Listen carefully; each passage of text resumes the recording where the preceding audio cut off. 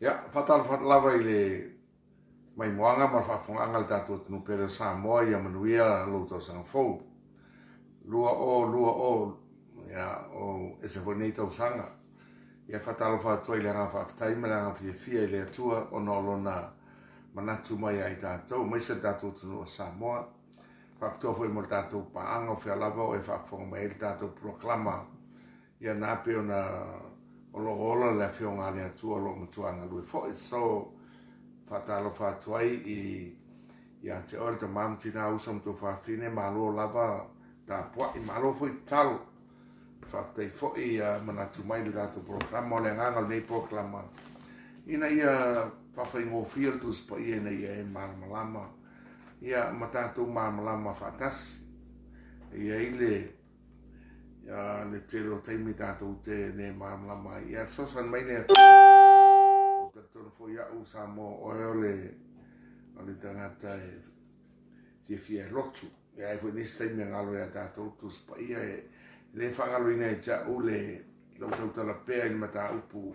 a fe valse lau tolu se fulu tau nutua i vini amu ma le almalanga i Samoa sa pali i sawai ia ai a fe valse lau tolu se fulu malfa u fa Samoa tu spa ia i avao i ayo avao sawai na e sila fia lea ma uiloa le manatu mai o le atua ua e to tere i atunu u latou tere o maual tu spa ia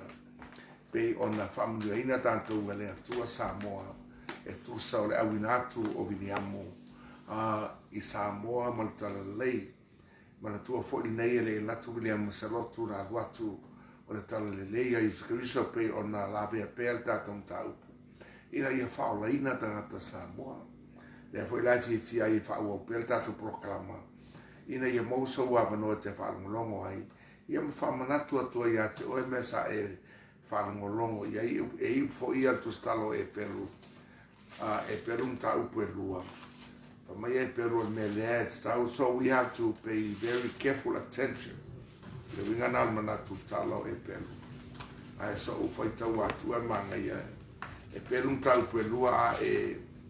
a e fai tau ia. Mua ni whangai lalo. E Peru ta upu e lua ia e li whangai lalo. E te whamanatu atua ia te oe. Le moni mal fa maoni o le fionga le tu e peru ta upu rufa mo mo fo ngai lalo i le fe upu tolu mai al melei e matua ia wone fa ngalo ai mesa e fa ngalo ai al fe upu tolu le peru na pe sa fa pe fe tato na tato fa ta mala i le o tanga e matua te le na mo i fe tala i mai le tu on fa ma mia mai le la to we sa fa ngalo ai fa pe na fo ina le tau longo pea o tatonu lava e au ngā nei proklama a tasi se Samoa e au ngā nei proklama ua lava matutoa e le i loko manatu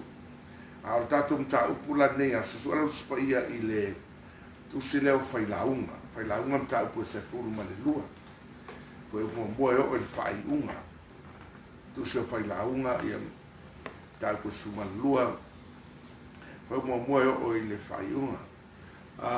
le tusi leo tusi o poto Solomona e se manatu pena e se la fia fo Solomona na tu Solomoni tua ona tu langala ia sa fai poi va fine o lu esema te le amena tu puai a ese manatu to Solomona ma to fo i mai le tua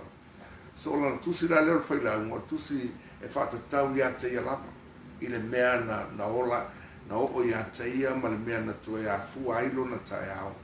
al mea foi lea fia i tātou te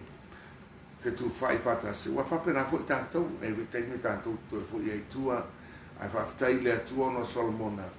tu sia lava e ia o le whailaunga ia o ia fo i lea ona tu si lea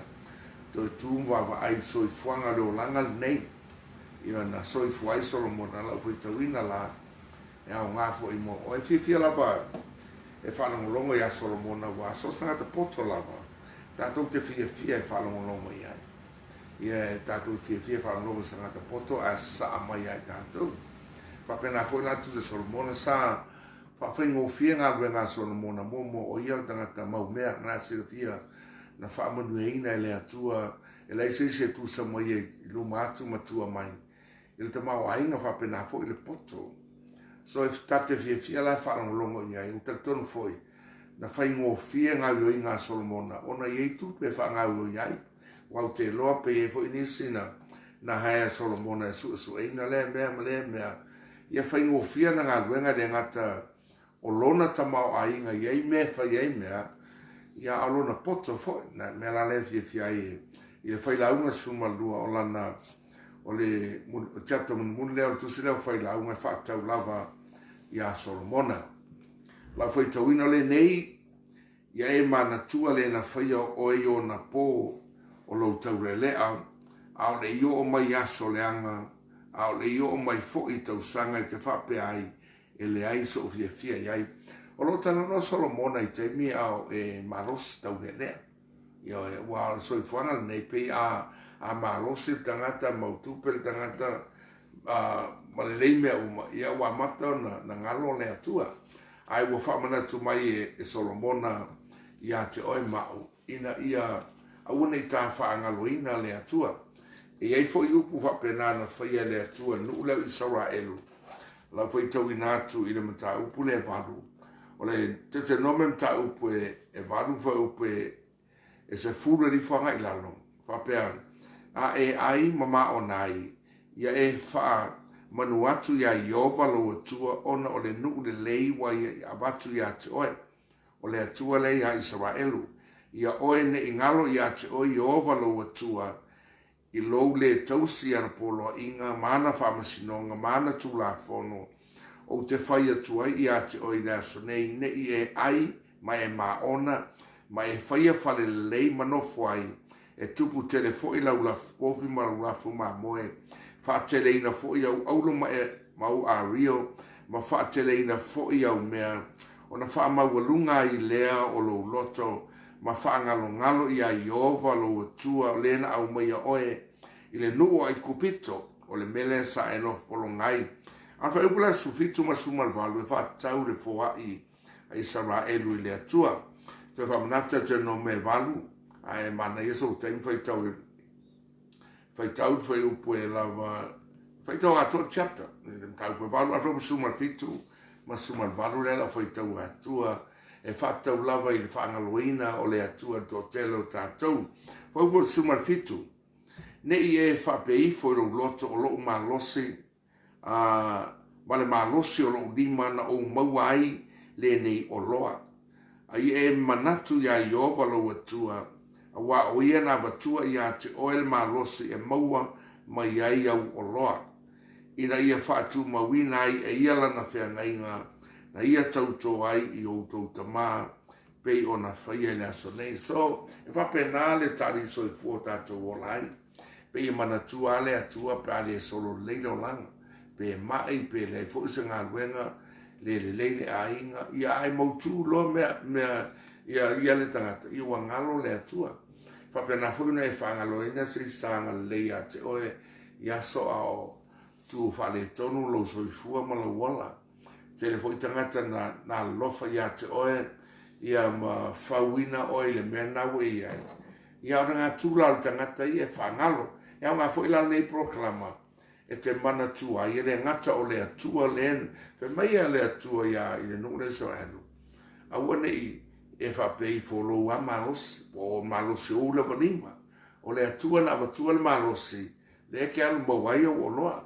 A waanga e le marosi, te le alu whai ngā luena. E nisi taimi whape mai, e le kupe le akua, le amu e le akua, ni a kupe. E une le ngalo, o le atua na watua le marosi. Le atua whai na watua le poto i ate oe.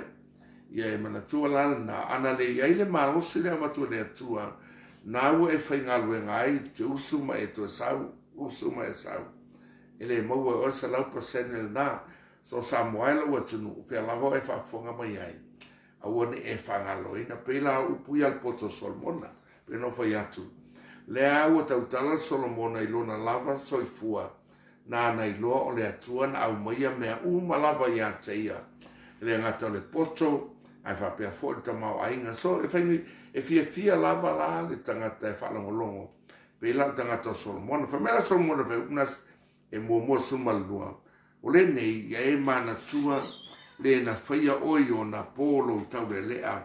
au le yo o mai aso leanga, au le yo o mai tau sanga te whapeai, e le aiso o fia iai. O lo tala no mai Solomona manu na te mawhai, ai te le yo o tau sanga matua, a wato tele tanga tau matua, ia wale mawhai o na ngā ruru e pei o le mena te iai o le tangata malos, me la Solomona ia mana tua le na whaia o yo na polo tau le aire yo o mai aso leanga. Ia le fwoi si le fia tamasa. O au le ato nei lau fisuru valu ia fe puali nei. O le lua se furu. So whaftai nei le atua ui anu ape e fitu se furu valu o tau sang. Ia u kau wharu ngakun kwa kere ia le zeng. Ia ka la fwoi le o mana o iai le loto. Au le tino o vai. So e leila wala se sola e se proklama le atua.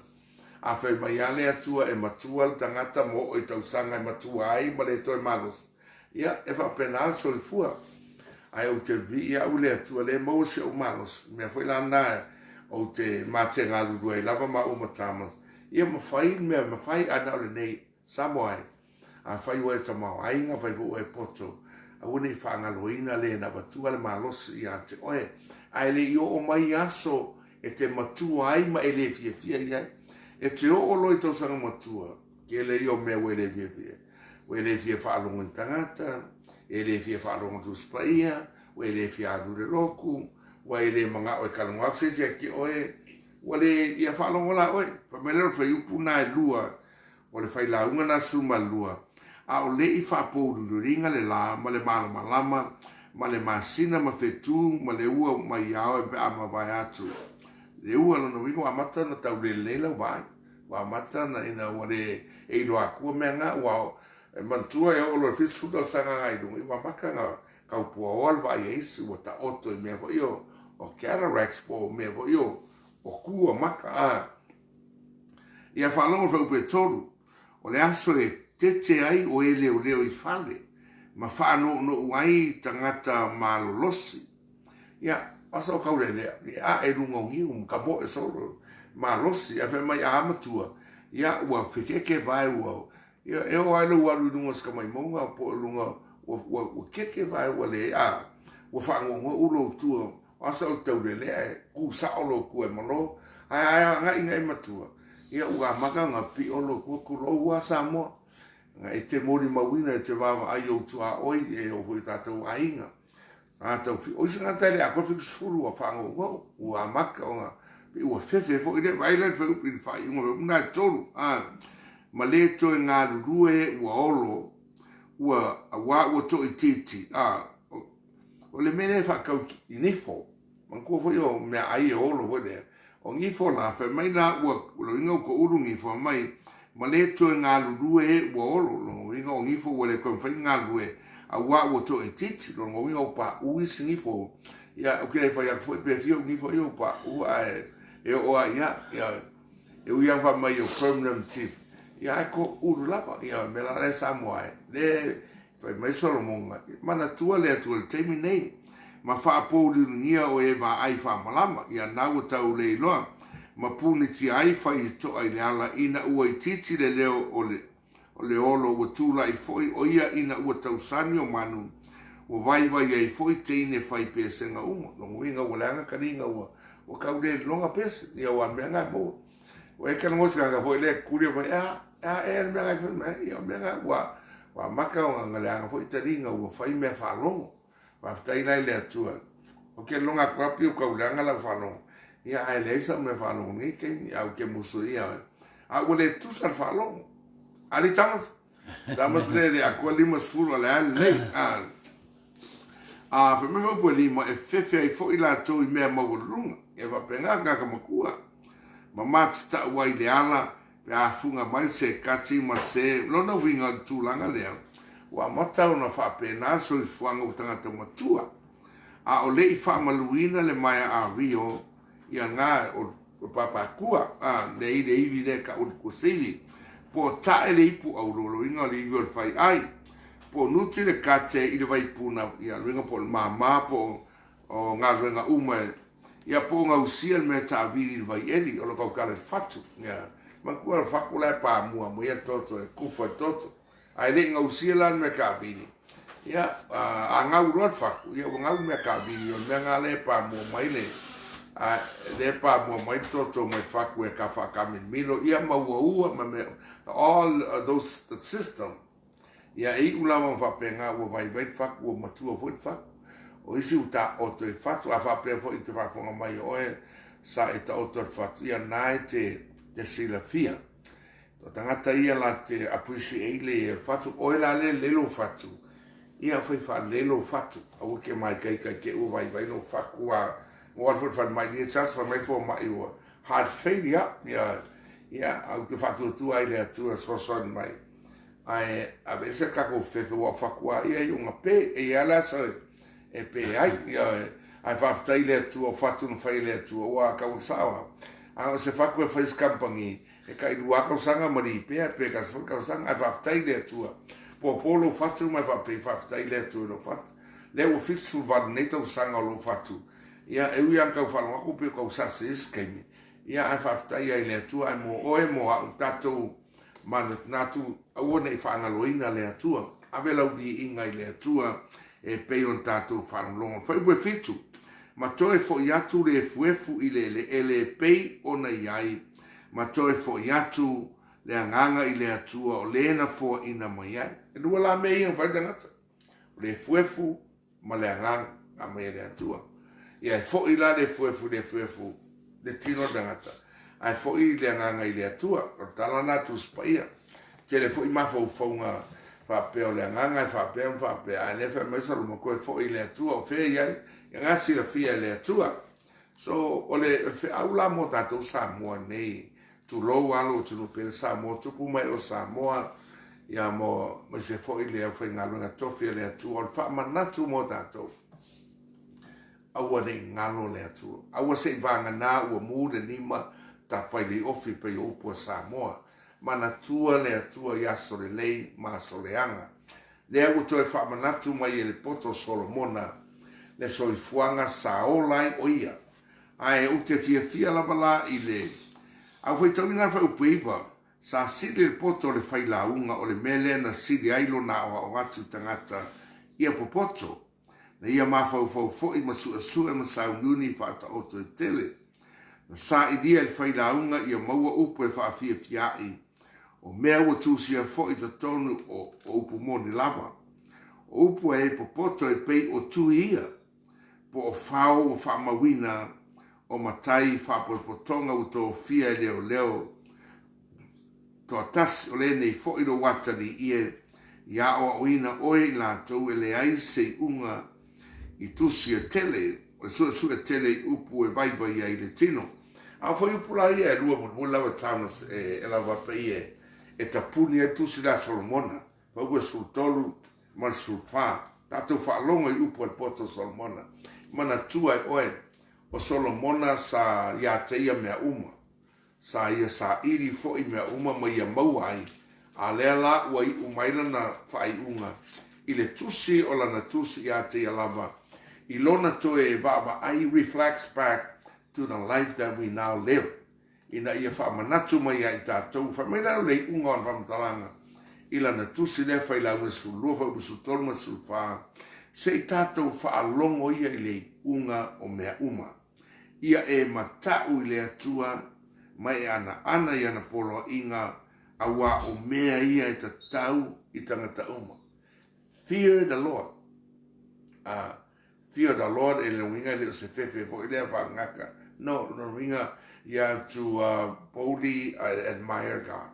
you know ia e fa alo i le atua ma e sina fear le atua e le tro inga fefe fo le fefe e pingi ke ufo siokio ne ai o le fefe le alona winga o le admiration of God you know te mata wai i le atua fa mai Solomona o le mata u le atua o le amatanga le poto so na inala pe tat fai upu tangata le fai launga fa mai se tato fa longo ia i le unga o mea coming to the end of everything fear God ia e matau i le atua le au fu ina mo oe mo au i tatou matatau i le atua whapewheon tatou matatau i le atua ia tatou whaaloalongia le atua lea lo soifua ia tātou stai fo i lana fionga Paia. A tātou fio i le langi, tātou stai i lana fionga Paia. Ma e tatalo, ma e loa o le atua le te talo. E te lani se pia ka alo i le atua, ne ai. Au te ta alo i le atua, langa o le atua foi. Ia ngape o whaiak, whai maila apostolo. Ma ngai al pa ulunga al ma, ro ngai pa ulunga al ma. Ia ngā pa ua, ai a pa ure ma ai lunga o e sanguisi o kupula whamla. Sa mo ai loa tunu ta mama tina ai maise lama o e olo malolos. O e olo kaulelea. Well, the Tusi there, if it's tau, it's a lot of malos, people who are able, people who have so much, gain so much knowledge, wealth, whatever it is. O le ngatuna o tangata e maualo mea ngalo le atua. Tele tus Paia, tangata whapenai o lava nu Israelu, ai whaftai le atua lo whamanatu mai ai tātou. Lau tu e whaitawina, whai launga sulua whapusumatolu e o sumarwha. Se tātou whaalongo ia I le unga mea uma. Ia e matau le atua o e ma. A wā o le mea lea e tatau I tangata ola umalama. Whai wasu marwha a wā e wha masino ina e le atua ngā luenga uma a tōma mea rilo umalama o mea le lei ma lea o le ungana. Nā te wati a te oe po au mea na whai o au mea na whai e wha masino ina I tātou e le atua. E o lava I mele lei ma mele anga a tōma me rilo e au mai umai luma o le atua e le aso sa moai. O lea te iailo sa o tonga. La fwoi tauina I le whailaunga na e se fulmaltasi wa ai whai upu iwa le tau lea le ai. I nā ori o lia oilu tamai titi. Ia fia fo I lo loto I aso lo tau le lea. Ma ia e savari I aso wa e loto I ai. Ia e savari I ala wa e loto I ai. Ma mea e ai ai o mata, a ia e loa e whaamsino ina oe e le atua ona o nā mea uma o le nei. I nā whaate e se atuia ti ngai lo loto, ma tu e se atu le leanga I lo tino a wā o le tamai titi ma le tau le lea e whaatau wala waia. See, Psalm was talking about vanity, mea whaatau waa meu. E o ai I le poto, ma mea umalawa o ia e whaatau waa ia Solomona nei mea a lea ua whaamanatu mai e tātou. Sa moailo o tunu pele ta mama tina ai maise le au tarvou, le au taurelea o e malolosi, mai o lo o manuia ma whaamuina le atua. Aua nei whaangaloina le atua. Ma au tātou whaalonga mai le tau le nei e manatua le na whaia oi o na polo taurelea. Ai le yo mai aso leanga, o aso leanga. Aso lea ke anga ia. Wai, a e o I aso tau sanga o waku fiku se fu ngaksin fia. E le fai ngō fie, na foi a wapea o iei nio mātua o tangata mātua. Natsi la fia, e le fai ngō fie, e fai ngaka. I foi keimi o te manatu, alofa mai le atua, ma sang fela utana, le atua a uo te au pa uro, tiro a uroa kangu a uo kausia, wala whanga whalele. Ia ae pule ale atua, a nā peno fai atu. E le fai ngō fie.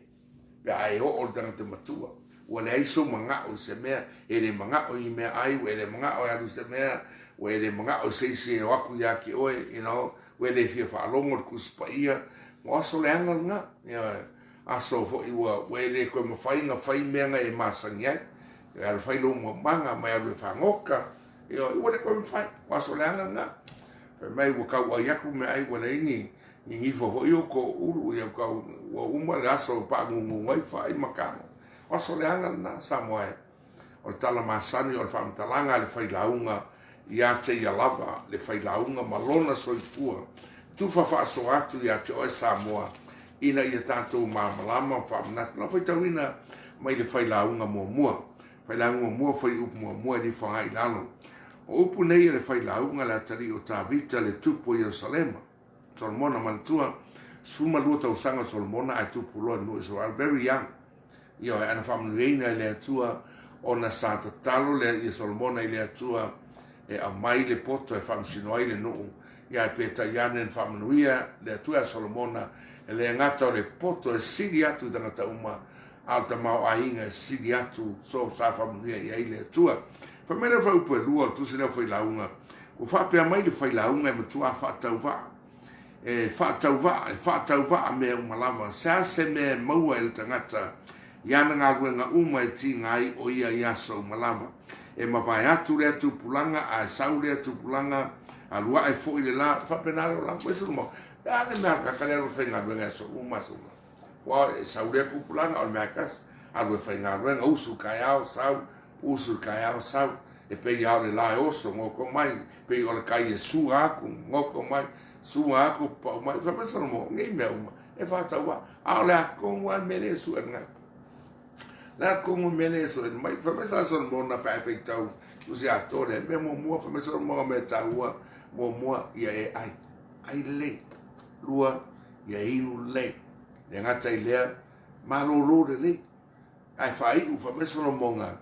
ia e ori au maruenga le o angia me le o fai ia vi ia le atu me ai le ni so ka ko le ai le ia o kele le pole o le se ai le o sa mo e ko ale mo ia kaka ia ko ngei fo ia pole ale kele o yo me ai pala ia kalas ko ina sabe e ko al mo sa mo ia fo au ia sa le na kele han paka mektano me nga fa kumu manga vai kulo mo ka ko mai ai pole ale kele o kalo mo fa in palo sam la kala fa ni tamo ali tamo wa mai fo is ka kalo ile ai mai sam kai ka fo sole fixu val ko sanga sole akale ai mai sam mo pika ke ai pone a faku soli me la le mo ko mai e le ese me samo a pa le miki mal calo ma le o ia wo mo me ai le samo yo vai foi o ele pa mai su o le ma mo e ele fefe ka ko le mai nga ka ia ta o pe o vai ta fe le mo ke ta o to ai yo le ma mo la nga pe fa na vai tanto wa ka ko le ai foi un tato pole yo se ka ma fa le mo fo fa le la rosa o nge o kele quick fix ma quick pick ia ma le fast food nga la wa pasta ai mo fa le la la mo ai ka ma fa le ma talo fai fa le fa di kalo fai fa di fai mai fa le me so mo pa wa io me sin ta uro la ro ai fa le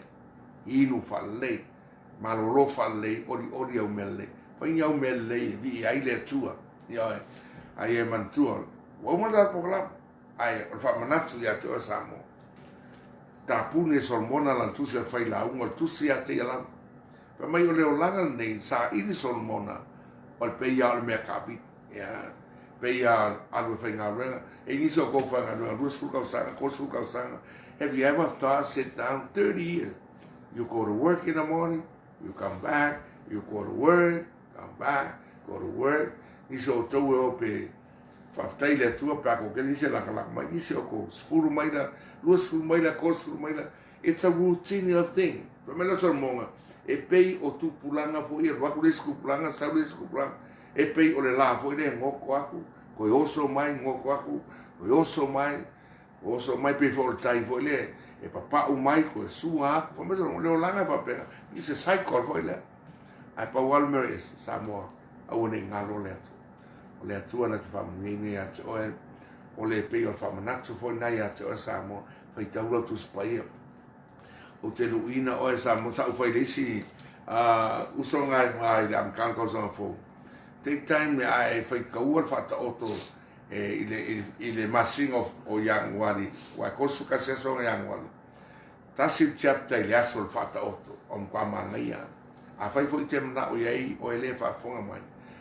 Nei se mo iei po a whea lawe amatai, a e whai tau tu se whata oto. One chapter a day, then you truly will find out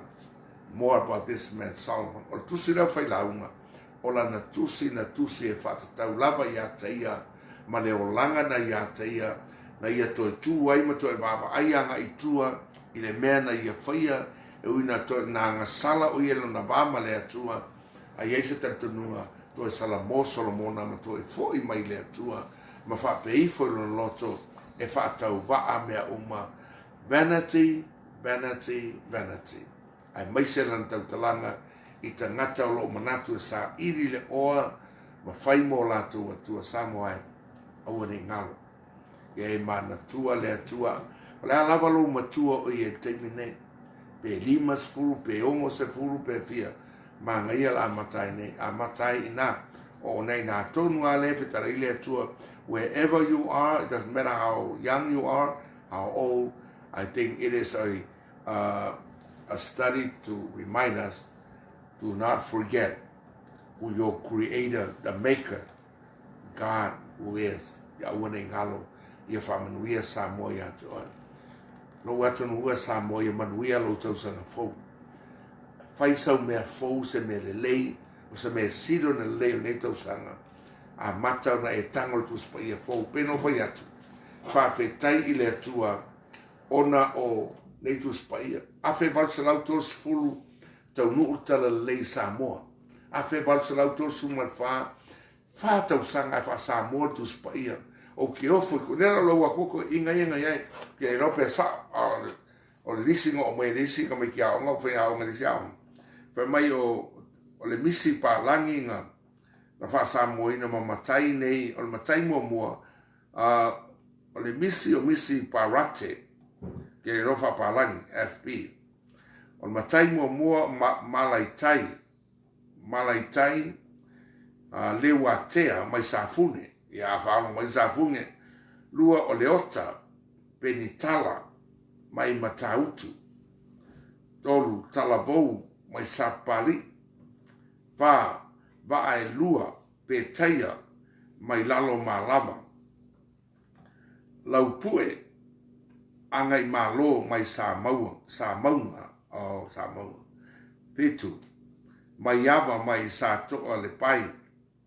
ia malo mangua le wo le ropo i lengua ai au ia ka upua ngao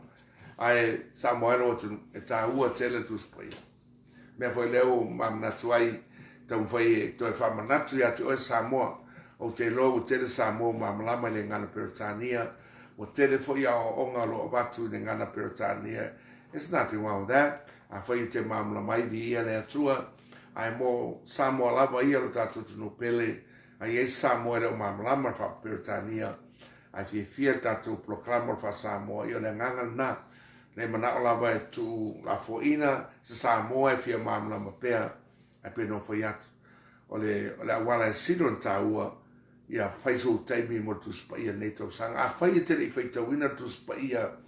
i latau sanga ua tua na i atu le lua o ta siwa, ma na ia le amata o lo tau sanga, ma sina neu i anuari, a mata pa yatu le atua o le a vele tau sanga mua o te to tuli ai matatalu atu ia te oe e whaeroa mai o wala lua o le a o whaia so taimi e whaitau e lau tu spai tau te no o ia te oe le pule ma le a ia e ma whaio na e whaia ia mea uma pe ai mana o e te fia i loa tonu le fina ngalo le atua e laulangi nei ato fo i manalangi a e fia i loa proklama le atua i le rangi nei, it's right here. Ai a fia mamlama fo i meo leola e whaamau o le i whamanuia le atua i atua Samoa, manuia lo tau sanga fou, o le a whaili tātou tālo, lo mātou ta mai o le langi. O ma fwese mata upu Samoa, ngana atu ai lo mātou tunu o Samoa. I alo whangia lo mātou tunu, we sila fia le li ie, e leo se mea fou i a te oe. A wau le nā te sila mai e whaafonga. Le telo ta talo e alua e mai lo mātou tunu. Whea lava o ta ape masala lau iai. Lo mātou ta mai o le langi mātou te wala au atu o vele nei proklama. Ma soswani se nganga o se Samoa. E toa tasi pe toa fia. Whea lava o whaafonga mai. Tua whalo langi o e oi wātau o mālo. O e fo no fo a onga o e fo o ta fa o e no fo o mau no es e lo fangia lo mato tu ta lo fa mo nei fo taimi ma lo America ma lo Iran ma lo langi ato o lo ia tama fa na o Samoa i va ta o ma lo mato tu ai e pui fa na o tama Samoa lo ia i va ta o ma lo ne ngata ia la to au tau uma America ma tangata ola le li ia e tau fia taua ia mai ale file mula lan o le talo lea alo fangia fa manuia le matot no Samoa e lua pulenga malo Samoa e lua o mato roe tasi lava Samoa i lau sila fia le atua a ua vai waina Samoa no pulenga malo i fa ai fa manuia Samoa e tasi mai lava i fale mai lava i le taisama samol tu manoa sa ia pa ia le whaasauali o le mātou talo lea ma le loto whaamaulalo whaamangalo a mātou ngā sala whaamangalo a sala Samoa whaamangalo fo'i a mātou ngā sala e le suafo Yesu lo mātou ali ma lo mātou whaola amen amen